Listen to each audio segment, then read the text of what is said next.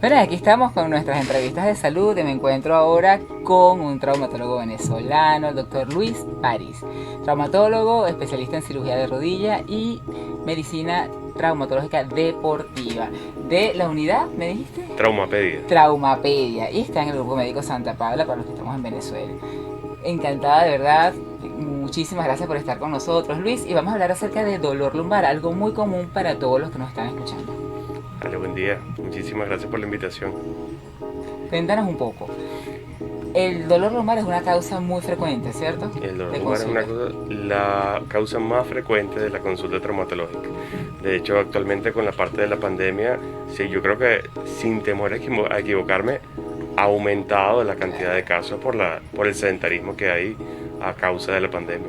Claro que sí. ¿Y cómo, según la edad del paciente, cuáles son las causas más comunes que tenemos? Las causas son muchísimas. Las causas más frecuentes, dependiendo del grupo etario, grupos etarios jóvenes, 25, 30, cuarta década de la vida, generalmente son cargas de peso exageradas.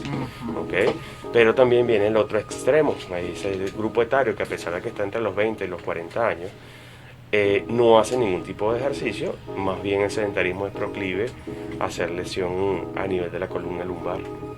Claro. Y la razón es porque, lógicamente, Generalmente, a ver, si recordamos la estructura de la columna, yo la comparo mucho en mis consultas con, hago un símil con una torre de Legos, ¿ok?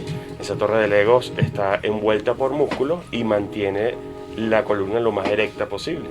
Si los músculos están hipotróficos, si los músculos están débiles, lamentablemente esa torre de Lego se desborda o puede caerse ante cualquier mal movimiento y evidentemente empieza el dolor lumbar esa es la razón que es básico. básica y fundamental Sí, hacer algún tipo de ejercicio. sí, señor. Y sobre todo, durante la pandemia, ¿qué les recomiendas? O sea, ¿qué recomiendas tú para ese fortalecimiento lumbar? Mira, Sin ningún tipo de patología, pues nada. sí, nosotros hemos empezado en el grupo a partir de marzo del año pasado, cuando se origina el llamado de emergencia, el llamado de alerta de la pandemia, a ver muchas consultas online. Empezamos a dar por las redes sociales algunos tips para mejorar la salud lumbar. ¿Okay? Nosotros en la mayoría de las consultas traumatológicas se refiere a un fisioterapeuta o a un fisiatra, pero generalmente les recomendamos lo que es el protocolo de Williams, un protocolo que está hecho para fortalecimiento de lo que es el área central del cuerpo, lo que está en boga, que es un concepto relativamente nuevo, que es el CORE, CORE, donde lo que hacemos es elongar la musculatura e hipertrofiar la musculatura a nivel anterior, en la pared abdominal y la pared posterior de la columna. Excelente, excelente. Y con respecto a cuando ya tenemos algún tipo de patología o de lesión, ¿cuál sería la más frecuente en estadística en nuestro país? En estadística en nuestro país, en todos los países, las lesiones de hernia, ¿okay? Tipo discopatía, pueden ser hernias extruidas. Hernia extruida es cuando ya el disco sale a través de los forámenes y comprime la salida o la emergencia del nervio. Ahí es donde el paciente ya se te queja no solamente de ese dolor lumbar, sino un dolor hacia las piernas, un adormecimiento. Oye, doctor, me fastidia la pierna, se me duerme, estoy sentado por más de 5 minutos y empiezo con dolor, con adormecimiento, me dan calambres excesivos en los dedos. Esos son dolores muy típicos de hernias a nivel de la columna lumbar. Claro, ¿Okay? o que se quede y no se puede mover. Generalmente cuando hay bloqueo hay otro tipo de patología, algo un poquito más asociado, de repente una mielitis o umbrales de dolor muy altos en los pacientes. Los pacientes que soportan muchísimo dolor y esos son los más temibles, porque cuando te llegan con dolor a la consulta Ya es es una algo que lesión está importante. súper comprometida la columna. Y bueno, también tenemos ese otro extremo que con cualquier cosita tienen un canal súper ancho, etcétera, pero les duele demasiado. Eso también son dos extremos que hay que saber tratar, definitivamente. Y si cuando hablamos de niños con dolor lumbar, Mira, ¿qué buscamos? generalmente en nuestro grupo tenemos un ortopedista y cada vez que tenemos un niño, generalmente nosotros clasificamos igual que en la escala de pediatría por debajo de los 16, se lo enviamos a él buscando cualquier causa, generalmente de espina bífida. La tipo 1, la espina bífida tipo 1 es una falta de cierre completo de la columna vertebral y eso genera dolor a nivel de la columna.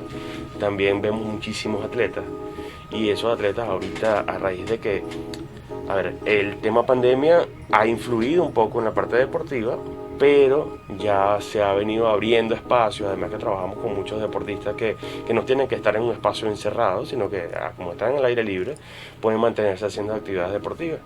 Y también el exceso de ejercicio posterior a todo esto, quieren tratar de retomar la misma condición física, etcétera, etcétera. El exceso genera una contractura muscular importante y un llamado a la atención porque son niños, no deberían tener dolor.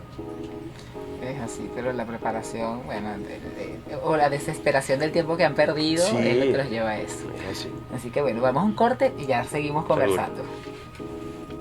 Bueno, y continuamos conversando con el traumatólogo venezolano, especialista en medicina deportiva y cirugía de rodilla, Luis París, y estamos hablando acerca de dolor lumbar. Vamos a hablar. Si yo llego con un dolor lumbar increíble a la consulta, ¿qué hacemos de la A a la Z? Vale. Súper importante tu pregunta porque siempre me llaman. Mira, me duele, no puedo caminar, ¿qué hago? Importantísimo que tienen que acercarse a la consulta, lo evaluamos y ahí decidimos qué tipo de estudios vamos a solicitar. Hay mucha sintomatología, muchos signos que nos dicen a nosotros que por dónde irnos, ¿ok? Pues generalmente necesitamos una radiografía, necesitamos una resonancia magnética para determinar qué tipo de lesión puede tener el paciente. A raíz de esos estudios, de esos resultados, podemos verificar si hay hernia, si está rectificada. La rectificación, me preguntan muchísimo qué es. La rectificación es simplemente la contractura de la musculatura a nivel dorsal, cervical o lumbar, que acarrea una rectificación, a la redundancia, de la columna. Tienen una curvatura normal, esa curvatura se va perdiendo, eso es por contractura muscular solamente. A partir de allí nosotros podemos diversificar el tratamiento, puede ser un tratamiento fisioterapéutico, puede ser un tratamiento quirúrgico, ¿okay?